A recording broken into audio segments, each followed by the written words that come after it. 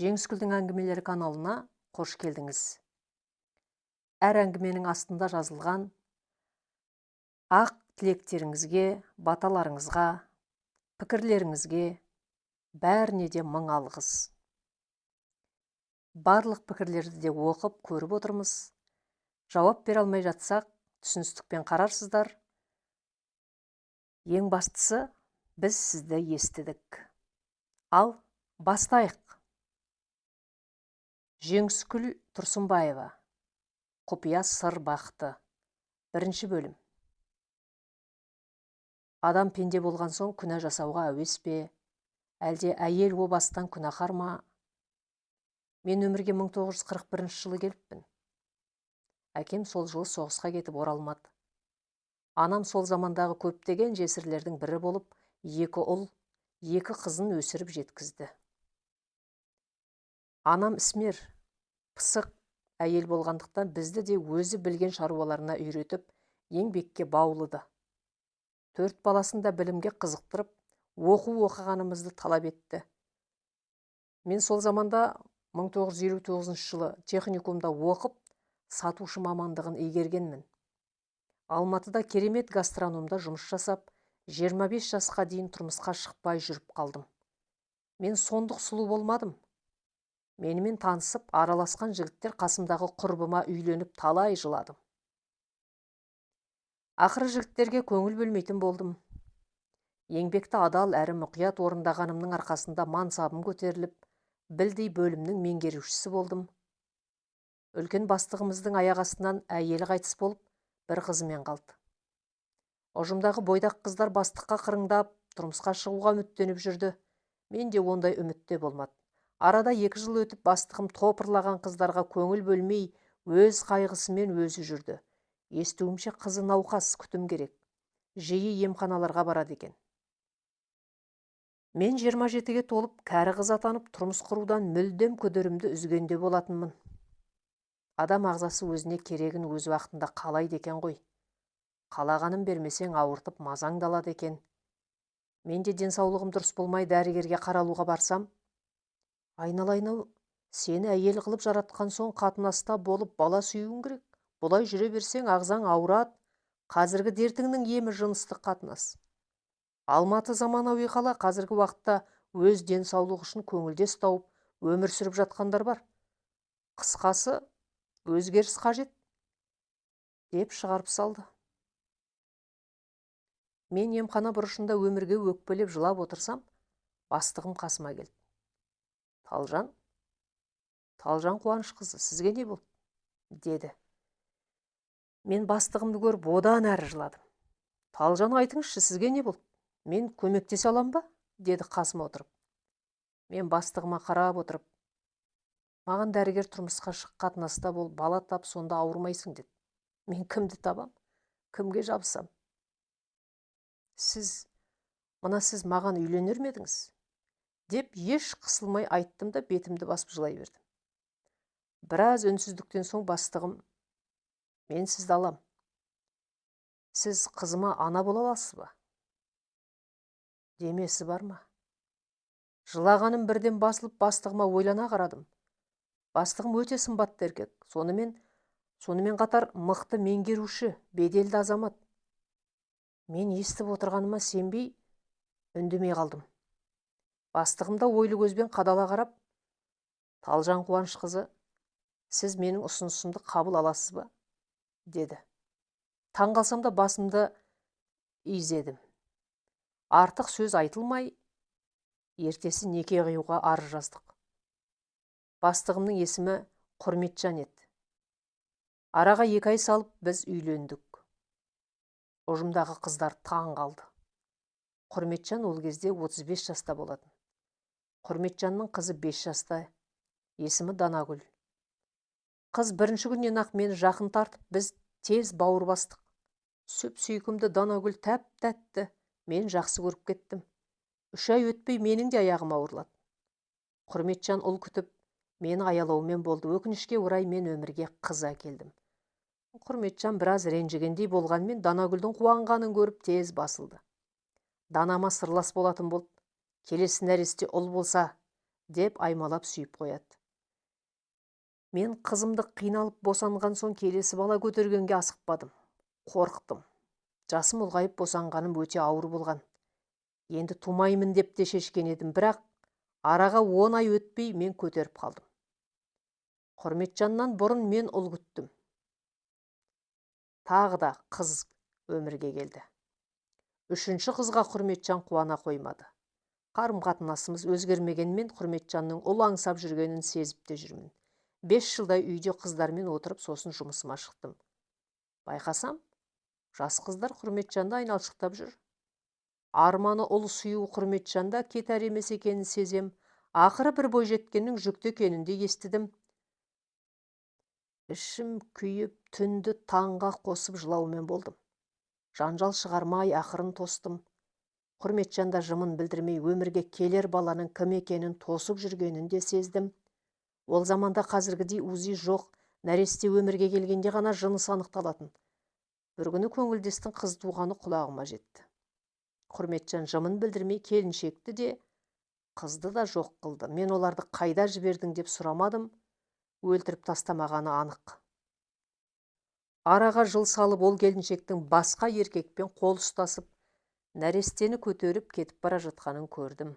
Анықтасам, келіншек біздің дүкенде жұмыс жасаған жігітке қосылған екен. Келіншек те ақымақ емес екен. Құрметжанға жағдайын жасатқызып алыпты.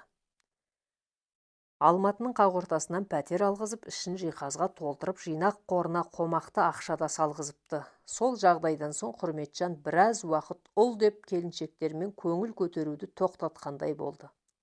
Қалтасы қағылып, былығы шығып, қала жаздап, әрең орында қалды. Ол заманда отбасын бұзушыларға қатал жаза қолданып, жұмыс орнынан алып тастайтын. Құрметжан жанталасып келіншектің аузын жауып, сөз шығармапты. Арада 10 жыл өте шықты. Мен 40-қа да шыққан едім. Құрметжан 50-ге таяп қалған. Ұрпақ туралы ашық айтпаса да, ол ұл перзент сүюді арман қылып, ұл туып берсең менен бақытты жан болмаса еді деп кездесетін. Мен қартайдым, енді қайдағы ұл саған деп айта алмадым. Аллаға жалбарынып ұл сыйлауын тілеп жататынмын. Аяғыма ауырлағаннан менің де мазам кетті. Құрметжанның да мазасы кетті. Ол уақытта менің беделім асқақтап, талай адам танитын, әйел дәрігерлері құрақ ұшатын, себебі бүкіл импорт менің қолымда еді. Босануға уақытым жақындағанда мен босандырар дәрігеріме арнайы бардым. Құр қол емес, қымбат бағалы киімдерімде бар, жеке бөлмеде отырып дәрігермен ашық сөйлестім. Әлия Серікқызы, менің сізге бұйымтайым бар дедім. Әлия ойлы көзбен қарап отырып, айтыңыз. Әлияш, сенің қолыңнан бәрі келеді. Сен маған көмектес. Мен аянып қалмаймын, дедім қолынан ұстап. Нақты айтсаңыз, маған ұл керек. Талжан Қуанышқызы, ұлды мен қайдан алам? Деді көзі бақырайып. Мен тез құлағымдағы алтын сырғамды шештім де, қолымдағы алтын сақинаны суырып алдым да Әлияның алақанына салып, сіз амалын табасыз. Мен сенем.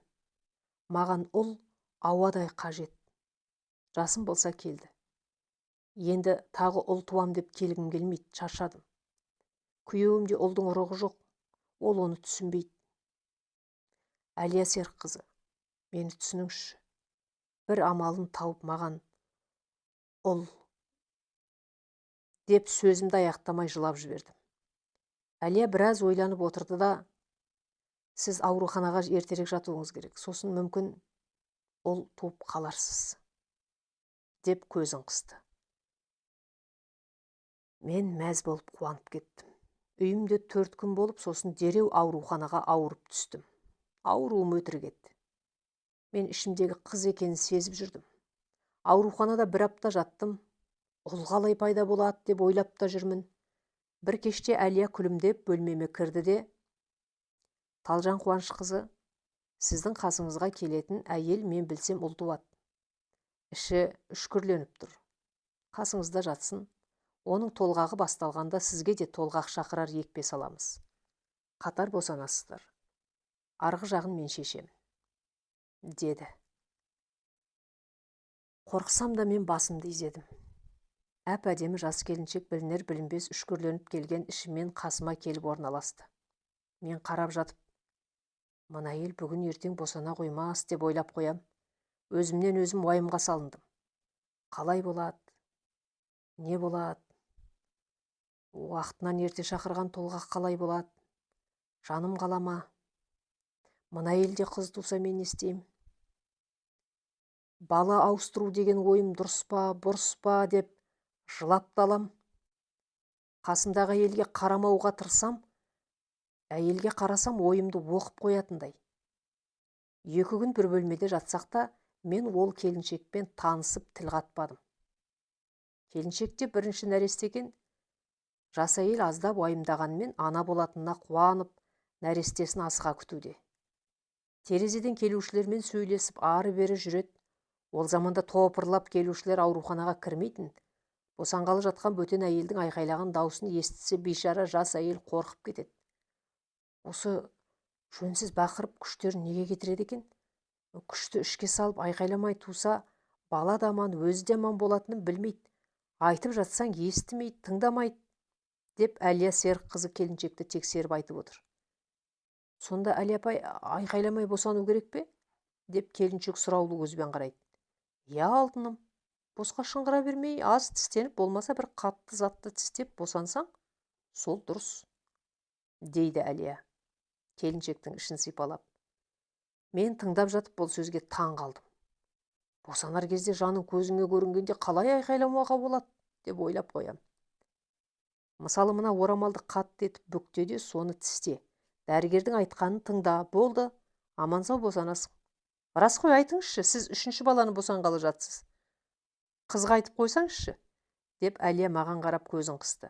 Мен сасқалақтап, иә, күшті босқа кетірмеу керек, дедім. Талжан Қуанышқызы, сіз жас келіншекке ақыл кеңес көп айтыңыз. Қанша дегенмен сіз анасыз, бәрін білесіз, деп маған да жақындап ішімді сипаған болып сыбырлай, тіліңді алғыз, айтқаныңа көндір, деді де, жастар дәрігерлерді тыңдай бермейді. Бақырма десең бақырып тамақтарын жыртып, одан қалса басқа жерлерінде жыртады, деп келіншекке қарап қабағын көтеріп шығып кетті. Содан кейін жас келіншек мені сұрақтың астына алды. Әйел ағзасына байланысты түрлі жағдайларды әңгіме қылдық. Босану қиын болғанмен сондық жан алатын нәрсе емес екенін түсіндірдім. Сабырлы болуын, төзімді болуын айтып, өзіме тарттым. Апай, сіз маған көмектесесіз ғой, иә? Мен аздап қорқам, дейді жас келіншек. Әрине, мен қасыңдамын ғой, айтқанымды істесең бәрі жақсы болады. Дәрігерлер, олар күн сайын әйелдерді босандырып жатқан соң сенің ауырып тұрғаныңа мән бермейді. Олар бала шығатын кезде ғана көмектеседі. Ал ашы толғақты сен шыдап көтеруің керек, деп қоям. Бейшара келіншек менің айтқаныма көніп, маған қатты сенді.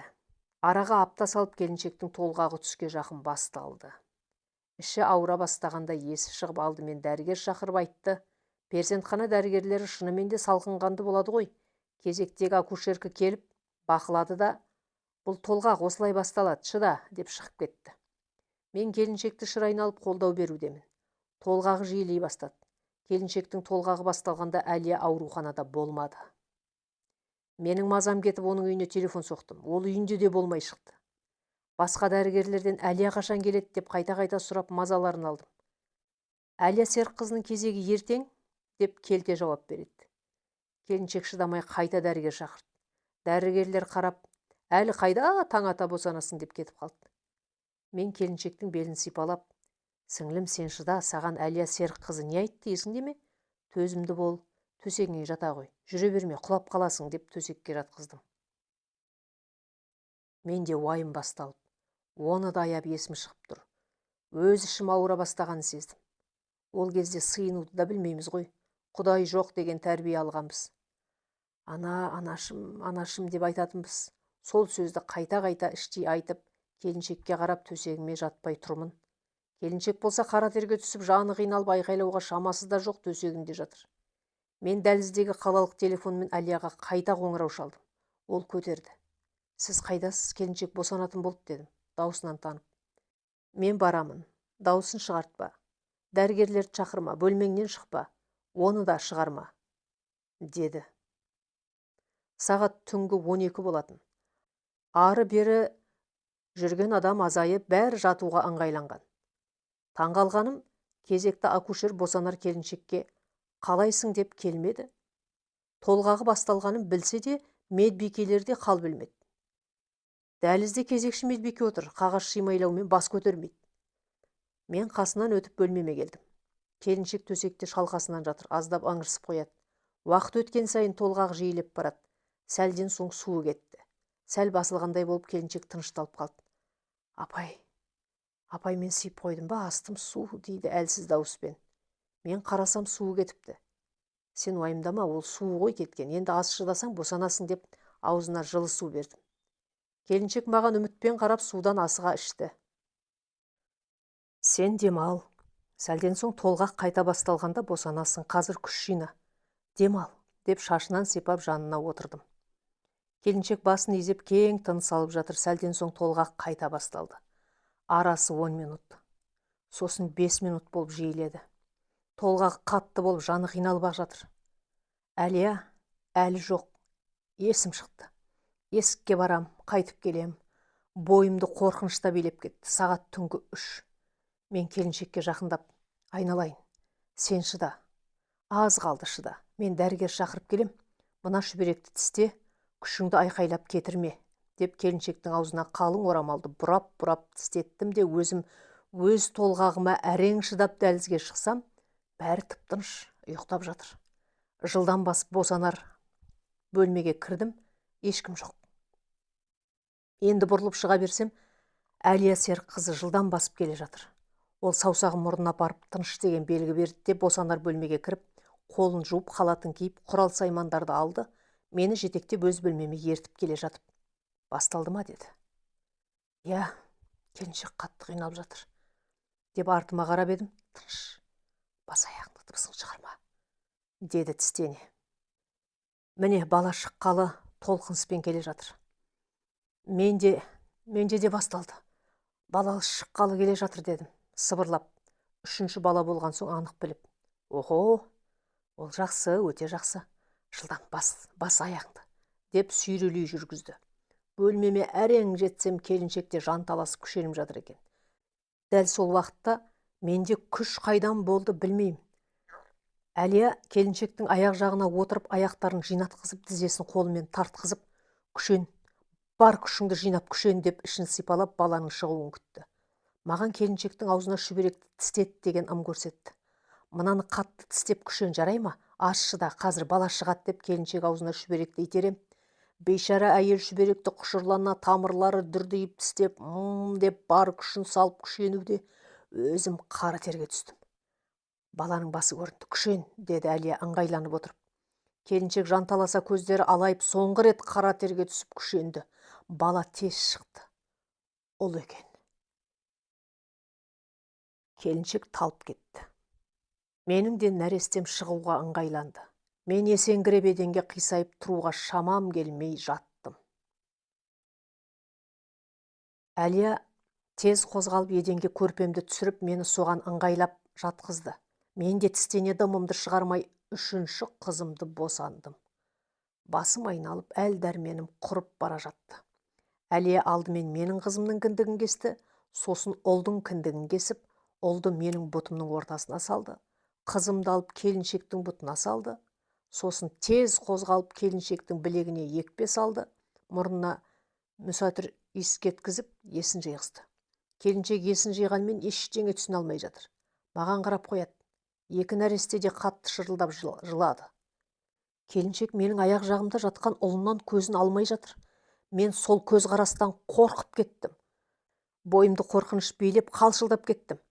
Әлия келіншектің белін көтеріп, қалың бір затты қойды да, мені шапалақпен бірнеше рет ұрып, тез орнынан тұрып, есікті айқара ашып, «Тірі біреу бар ма?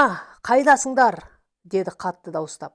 Әлия тәлтіректеп есікке сүйкенді, ол да қара терге түсіп кетіпті. Шырылдаған екі нәресе даусы жаңғырып естіліп жатты. Балалар ауысып аналарынан айырылғанын сезгендей тоқтамайды. Жүгіріп келген дәрігерді көріп, мен де есімнен танып кеттім. Есімді жисам, дәрігерлер қаптап жүр. Мені төсекке жатқызыпты. Басқа бөлмеде жатыр екенмін. Медбике жақындап өңіле қарады.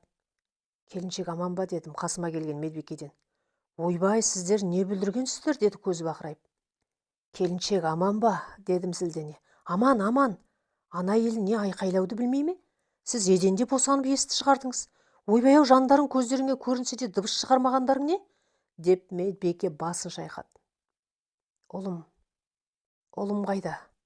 Дедім жан-жағыма қарап. Ұлыңыз нәрестелер бөлмесінде, балалар дәрігері қарап жатыр, деді Медбике бетіме қарап. Келіншектің баласышы, дедім. Қызы деп айтуға аузым бармай. Келіншек қыз босанды. Ол жарады. Бірінші рет босанса да мықты шықты. Іші кіп-кішкентай болып еді. Қызы 4 келі, бойы 54 сантиметр. Қай жеріне тыққан? Деп күлді. Ұлым қанша келі? Дедім ұялсам да. Ой, сіздің ұлыңыз 1 килограмм 900 грамм, деп қарқылдап күлді де, бойшаң болатын көрінеді, есесіне бойы 52 сантиметр. Ірі, салмағы көп болса, еденде босана алмас едіңіз, деді де әрі кетті. 2 сағаттан соң бөлмемізді тазалап бізді әкелді. Келіншек өте бақытты, мәз болып маған қарайды. Мені төсегіме жатқызып қыздар шығып кетті. Ал енді келіншекке қарай алмайым. Теріс қарап алып жылайым. Орнымнан тұрғым келмейді. Апай, сізге көп рахмет, сіз маған көмектесем деп жүріп, өзіңіз де менімен қатар босандыңыз. Сіз мықты екенсіз, деп келіншек алғыс айтуда. Мен жауап қатпай теріс қарап жылап жатырмын. Апай, ыстық шай ішесіз бе, дейді. Мен қолыммен жоқ деп белгі бердім. Апай, сіздің көмегіңіздің арқасында мен еш жерімді жыртпай қызымды туыппын, деп күліп шай ішіп отырғанын естідім. Әлияға басқа бөлмеге жатқыз деп айтпағаным ай, деп те ойлап қоям. Нәрестелерді әкелгенде амал жоқ, басымды көтердім. Ұлымды ұстап отырып, көз жасымды тоқтата алмадым. Апай, неге жылайсыз, деп келіншек қызына мейірлене қарап емізе бастады. Баланы әкелген Медбике: апай ұл туғанына жылап отыр. 3 қыздан соң көрген ұлы ғой, деп мен үшін жауап берді. Мен басымды изеп, қолдағаныммен жылағанымды тоқтата алмадым. Сүтім де жоқ болып, ұлымды еміз алмадым. Келіншек аз қиналып, сосын үйреніп алды да, қызды той қызып емізіп берді. Алдыңғы қыздарым да сүттен кенде болмап еді. Мен қатты састым. Шай қойып, сүтпен шай іштім. Қал сұрап келгендер әкелген сорпадан да іштім. Сүт жоқ. Келесі 2 сағаттан соң нәрестелерді әкелгенде тағы сүт шықпады. Қасындағы келіншектің керісінше сүті көбейіп, қызы таусалмай кеудесін керіп ауыртты. Акушер Әлия Серік қызы құттықтап кіріп: Талжан Қуаныш қызы, балаңызды мына келіншекке емізуге берсеңізші. Қарасаңызшы, келіншек қиналып жатыр ғой, деді. Келіншектің кеудесін саусағымен басып-басып. Қалқам, Талжан апайыңның ұлын емізіп берші, өзіңе де жақсы болады, бала да уыз емсін, деп өтінді. Келіншек таңырқай қарап, басын изеді. Нәрестелерді әкелгенде ұлым шырылдап, сүті жоқ емшекті арыз сорды, беріс сорды, жылап есімді шығарды. Келіншек қызын тойғызып емізіп болды да, ұлымды қолын алды. Менің жаным шығып кетердей болып әрең бердім. Қорқыныш пен қызғаныш қатар келді. Келіншек баланың бетіне қарағанда зәрем ұшты, танып қояма деп қалшылдап кеттім. Келіншек мейірлене қарап, күлімдеп отырып емізуде. Нәрестелерге арналған шағын бесік тәрізді төсектеп пысылдап ұйықтап жатқан қызыма көз қиығыммен жасқана қарадым. Тәп-тәтті, сондай сүйкімді періште жатыр, өзі әппақ. Жаңа туылған бала көкшілдеу біртүрлі мыжық-мыжық болушы еді, мына қыз балпанақтай топ-томпақ. Ішімнен толқып, өксік теуіп шығып, бақырып, жылап жібере жаздап, бөлмеден ытқып дәлізге шықтым. Дірілдеп жанымды қоярға жер таппай, кеудемді тырналап, қайда барарымды білмей ары-бері жүрдім. Мен алыстан бақылап қарап тұрған Әлия Серік қызы тез қасыма келіп, білегімнен қатты қыса ұстап, өз бөлмесіне жетектеп апарды. Мен сол жерде өкіріп жыладым. Әлия аямай бетімнен салып кеп қалды. Мен жалп етіп диванға құлайып отырып едім. Екінші мәрте қол сыртымнан салып жіберді де: Сен не, есің ауысқаннан саумысың? Сен бәрін бүлдіріп алып, енді райыңнан қайтпақсың ба? деді екі иығымнан сілкілеп. Мен ықыл қатып сөз таппай бақырайып шошып қарап отырмын. Мен сенің арманыңды орындаймын деп өз басымды қатерге тігіп анадай жолға бардым ғой, деді сыбырлай күшене. Ей, сен ғой ұл тауып бер деген, деді қайта жұлқылап. Мен басымды изедім. Әлия тістеніп, көздері қорқынышты болып, ұлыңа риза бол да, бар, мейірімің мен махаббатыңды соған бөл де өмір сүр. Ана келіншек те, оның күйеуі де қыз балаға мәз, олар бақытты. Сосын ол келіншек әлі жас, оның күйеуінде ұл ұрығы бар, ол әлі ұлды да қызды да болады, ал сенің тағы бала табуға шамаң бар ма? Ей, жасың нешеде? Күйеуің шал болды ғой, енді ода ұл тұрмақ, қыз ұрығы қалмаған шығар, деді тістене. Мен тағы басымды изедім. Талжан, сен жасаған жақсылықты ұқ. Құдайым өзі саған жәрдем болды. Қайта екеуің де екі балақайда аман саусыңдар. Егерде біреуіңе бірдеңе болғанда мен не болар едім? Нәресте не болар еді? Ойлаудың өзі қорқынышты, деді иығымды жіберіп. Маңдайын қатты уқалап түрі қатқылданып, сенің ойыңша мен осы жерде осындай тірлік жасап жүрген жан шығармын? Жоқ, Талжан, жоқ. Мына жасағаным алғашқы және соңғы әрекетім. Ендігәрі бұлай бала ауыстырмайым. Мен қатты өкініп жүрмін, маған оңай деп бедің. Мен де белшеден күнәға баттым ғой, деп креслосына отыра кетті. Мен тез тұрып қасына бардым да, Әлия Серікқызы, сізге алғысым шексіз, мен аузымды ашпаймын. Есімді жиям болды, дедім. Әлия шық дегендей көзімен есікті көрсетті. Бөлмеме келсем, ұлым тойып алып, томпиып ұйықтап жатыр екен. Келіншекте кеудесі босап, ауырғаны басылып, терең ұйқыға кетіпті. Екі нәрестеге кезек-кезек қарап, іштей кешірім сұрап, мен де қисайдым. Ол кезде ауруханада бір апта ұстап, баланың кіндігі түскен соң шығаратын. Осы бір аптада ұлымды өз анасы емізді. Соңғы күні сүтім келіп, өзім еміздім. Ұлым алмай біраз қийнады. Келіншек менен бұрын шығып кетті. Дәл қоштасып кетіп бара жатқанында ұлымның шыңғырып жылағанын есту мүмкін емес еді. Балақай мені қимайтындай жылағанын қара. Жалғас, сен жылама, өз анаңда да сүт келді, сен аш қалмайсың, деп келіншек күліп, ұлының бетінен аз сипалап иіскеді де, жылама, қоя қой, сен үлкен, мықты, керемет азамат болып өс, жарай ма, деді. Қарап тұрып өз көзіме өзім сенбедім. Ұлым көзін алмай жылағанын тоқтатып тыңдаған тәрізді. Келіншектің бетінен сүйіп, қызды иіскемедім. Тек сыртынан сипалап, аман болыңдар, рахмет саған. Бақытты бол. Сізге де рахмет.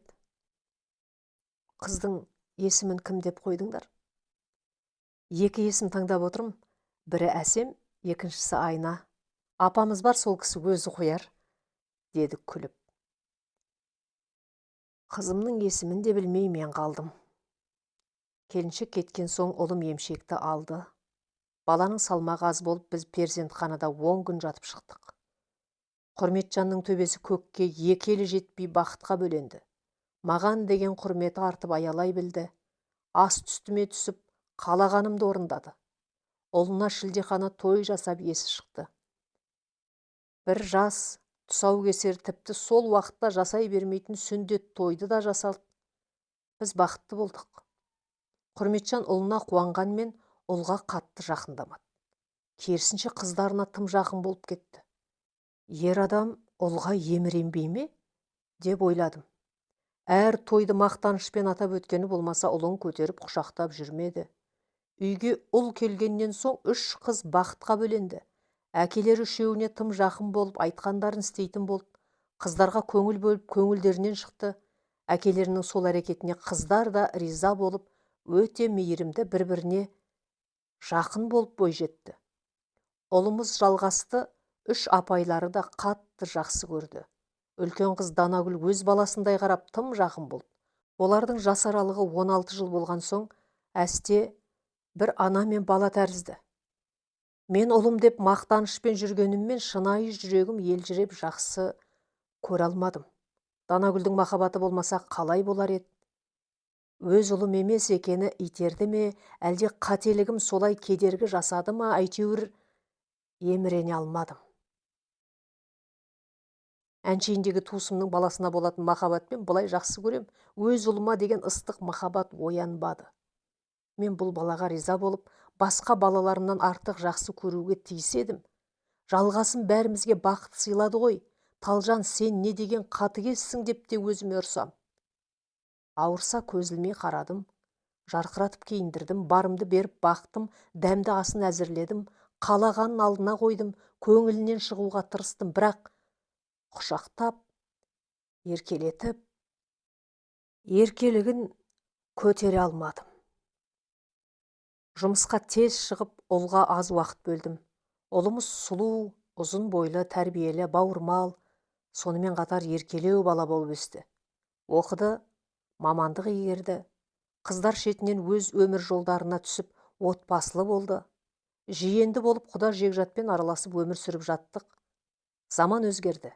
Қайта құру басталып, Алматының мықты мекемелері жабылып, мен жұмысымда ілініп салынып зейнетке шығар уақытқа да жеттім. Құрметжан зейнетке шығып үйде болатын. Ұлымыз жалғаста жоғарғы оқуының соңғы бөлімін оқып жүрген. Әке, мен дипломымды алмай тұрып үйленсем қалай болады? Деді. Құрметжан баласының үйленгенін тосып ақ жүрген, қуана баласының басынан иіскеп, ол деген жақсы ғой, ұлан-асыр той жасаймыз деп арқасынан қақты. Олай болса, анашым, мен бүгін кешке қызымды ертіп келем. Сіздер таң қалатын боласыңдар, деді. Неге таң қалуымыз керек, балам? Дедім мен ойланып. Кешке келгенде көресіз, деді мені қатты құшақтап бетімнен сүйіп. Өзімше, сен үшін ару шығар, соған таң қалат деп жүрген боларсың. Ай, балам-ай, ғашық болып қараған бір басқа қасиет қой, деп қойдым. Бірінші бөлімнің соңы, жалғасы бар. Авторы Жеңіскүл Тұрсынбаева, оқыған Нұрлыгүл Өтемісқызы.